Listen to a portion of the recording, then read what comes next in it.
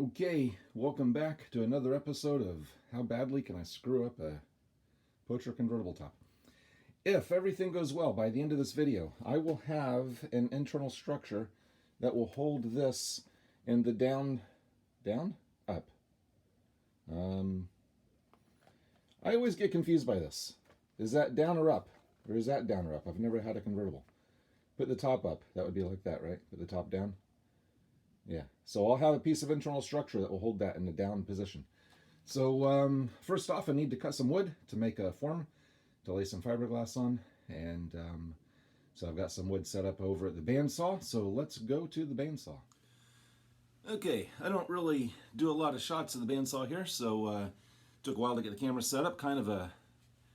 I'm standing behind the bandsaw. This is the front.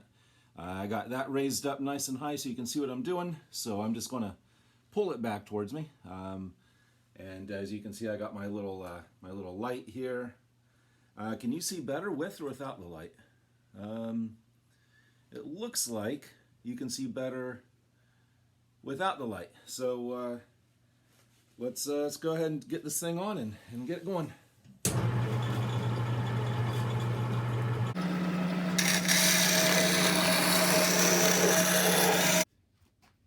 So check out this monstrosity. It's all the wood glued back together, and you'll notice there's a lot of Bondo. The wood, I didn't quite have enough to span the distance here, so I had to pile that up full of Bondo.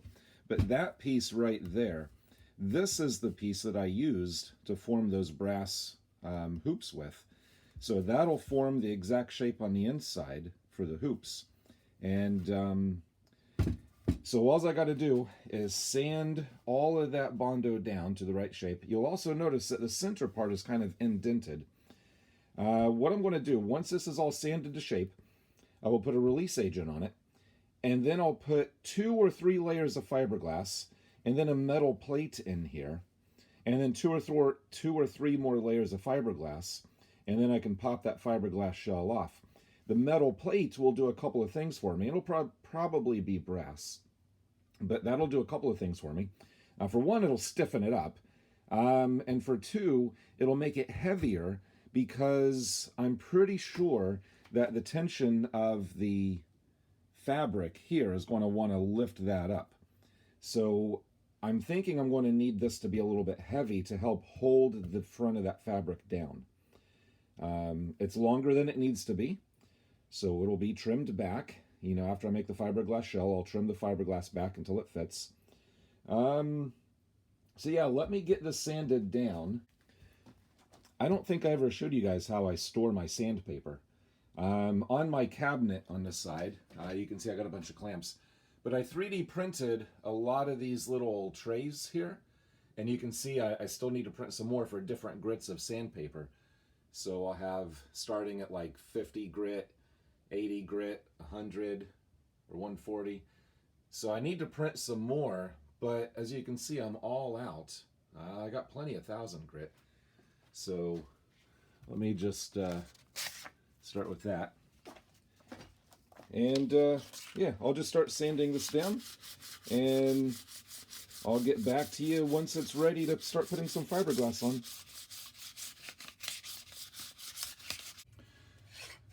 Okay, so I got the block sanded to shape, filled in, and you'll notice I got some plastic shoved in here and some packaging tape on it. So you'll remember I had a little detent carved into here because the plan was to put a piece of fiberglass over it and then put a metal plate on it and then put more fiberglass on top. So smooth on top, but had a metal plate embedded in the fiberglass. I changed my mind how I wanted to do that, so I filled that gap with some plastic just to make it smooth across the top. And then I covered the whole thing in packaging tape to become the release agent. Fiberglass won't stick to packaging tape. And so again, I just covered the whole thing with a layer of packaging tape, and then I was ready to lay over the fiberglass. And this is it. And so that goes over like that. I did not record laying the fiberglass. Now this is fiberglass and carbon fiber. You can see the shiny side where it was on the packaging tape. And it looks like a mess. And there's a reason. And there's a reason why I didn't record it. I didn't record it because the way I did it is not the way I like to do composite work. Several years ago, I actually had a job building composite airplanes. So every day for over a year, I was laying out and working with fiberglass and carbon fiber and Kevlar. So I learned a lot of really good techniques. And those are the techniques that I like to use even in my hobby use. However, for this project, I needed to get it done. I did not have the proper tools and equipment that I normally like to use. So I just resorted to my scraps, using scrap fiberglass and scrap carbon fiber and piecing it together. And I was using the methods that make me cringe when I see other people on YouTube use those methods. So being a little bit hypocritical. But the thing is it's perfectly fine. This is perfectly functional. This is perfectly strong. You're not going to break this or tear this up. For a non-structural piece, using messy methods is perfectly fine. You don't have to, build it in the same way you would like the part for an airplane. So what I did, I mixed up the resin and an old PVC cap, and I didn't even have the right kind of brush I used, so I just used my biggest artist paintbrush, so that's now trash. And so I cut out some scraps, and I just laid the scraps down and then just wetted it all out. And I built up what I did. I put one layer of fiberglass, and that was one complete piece. That was my biggest scrap that I had. There's just enough to cover this. And then several scraps of the carbon fiber. I had like one big piece here, one piece here, and then several pieces for the top. Then one more layer of fiberglass scraps. And then I put another layer of fiberglass just around here, because right here is where it's going to actually kind of fit into the car body to support it. And then this front lip here is going to support the front of the canopy, where that frame is. Not this one, again, this is a piece I'm not using, but it'll support that piece holding it in place. So this, again, it looks very messy and sloppy. You can see some gaps in the carbon fiber where there's just fiberglass because, again, I was just using scrap pieces. But like I said, this is perfectly functional. There's nothing wrong with this. It's perfectly strong. The only reason I use carbon fiber is because I wanted to add some stiffness. Carbon fiber is stiffer than fiberglass for the same thickness. So right here at this front, we have 3 layers. 2 layers of fiberglass, 1 layer of carbon fiber. If I would have done 3 layers of fiberglass, it'd be a lot more flexible. So the carbon fiber just added some stiffness. I still need to sand that smooth. I still might add just 1 more layer of fiberglass. Maybe. I don't think I really need it, but I might do that. The whole thing will get painted a tan color to try to match the fabric. Like I said, this is still a little bit oversized. So the next step for this is to trim it. And it'll probably get trimmed about here. I know that pencil's not going to show up on the black carbon fiber very well. But here, and then curved up, and then probably, so all of this is going to get cut off. So I probably only need that much. I probably won't even have a lip here. And this is still about 1/2 inch too long, so that'll get all trimmed back. And I have to figure out a way to attach this to where it can slide in and out on the car and support it, holding that lip down, holding the fabric down in place. I still don't know if this is going to work. I hope it does, because this was quite a bit of time. So I still don't know if this is going to work. This is still more of an experiment. I think it'll work. I'm 92% sure it'll work. But the next step is to start fitting it to the model and getting it trimmed to the exact shape that I need. And lengthwise, it's actually a little bit too wide up front. Now the back, the width from here to here is perfect. That fits in the car perfectly widthwise. The front is a little bit too wide, but I think that'll be okay because, like I said, I don't really need a lip here. So that'll probably start right about here and start coming back into that curve here. So it'll still be okay, I think. But let me get this cut and trimmed and fitted, and then I'll show you what it looks like on the car, and we'll just go from there. Okay, here is that piece, all fiberglassed. The green is filler. And I had to go through several changes. What you're seeing now is probably 2 weeks since what I left off with like 17 seconds ago. I had to change several parts of this multiple times. I changed the way this works probably 4 or 5 times, and I'll show you what this is here in a second, or as far as how it goes in. I changed that curve a couple of times. The original curve came up this way and then over too much, and it actually pressed on the fabric, pushing the fabric out too much. So I had to change those curves. I made it too short at one point, so I had to cut it and make it longer. And then I realized the front here was angled wrong. So if you take a look at this, if you look at that edge, see if that side's better. This side you can tell easier. That edge here, you know, originally that part right there was more this way, like more in line with the roof line, but I had to make that front part this way to work better. Plus, I had to put that slight bend into this way. So I had to cut it in the middle and then bend those down so it has a slight angle this way. So what I'm getting at is this thing went through probably a dozen changes before it actually worked. And I was constantly cutting and adding glass and sanding and recutting and making it bigger and longer and shorter and changing it and cutting it. And so I didn't record any of that because this video would have been like, 2 weeks long. But if you'll notice, along the edge here, there's a step or a ridge, and that's what's actually pushing on the plastic piece on the front of the canopy forward. Let me get the car brought over here, and then we can take a look at that better. So if we look at that front edge here, this slides in like that. So I've got a little bit of a lip that goes between the fabric and the frame, and then that edge pushes on that frame. That's what pushes it forward and holds it in place. So to put this in, these pieces right here slide in to openings right there on the B-pillar. I don't know how well you can see that. My lighting is horrible. Man, I really need to get some better shop lighting here. I apologize about that. But this goes in right there and here, and just push that down till it's in all the way. And then this can come over and you just pull it over that edge just like that.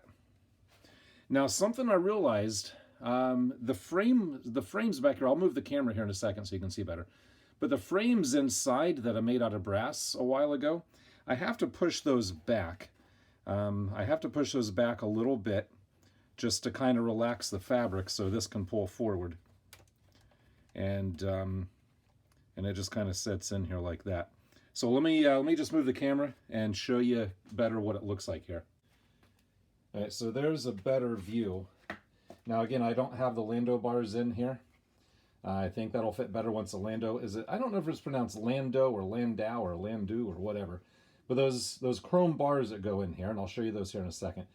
I still have to put those in. I'm not going to put those in yet, because to do that, you actually poke a hole in the fabric and put a screw in it. And I don't want to do that till I'm 100% positive it's right. But that fiberglass shell supports up here. Again, I had to push the frame back a little bit to get that to come down. But it fits. Now, it looks like there's a huge gap here, but that's because my windshield is white. And that can actually, I think what I'll probably do, I can add some plastic strips to the lip of that fiberglass shell to push this forward a little bit more. But it's pretty much on the posts. I don't know how well you can see that. But I can push that forward a little bit more. But that's pretty much what it looks like. Now I'm having an issue with the other side. The fabric on this side, I'm going to have to unglue that edge and retuck it under because I have a little bit too much fabric there. That'll be pulled down a little bit better. But that's pretty much what that's looking like with that fiberglass shell in. And I'm ready at this point to paint that shell. I don't really need to because you can't really see it, but right now it just kind of looks ugly. Even though you can't see it, I still want it to look nice. But let me put the camera back in the mount and then we'll look at some other stuff here. And to take it off, let me just pull that back off like that and lift this up.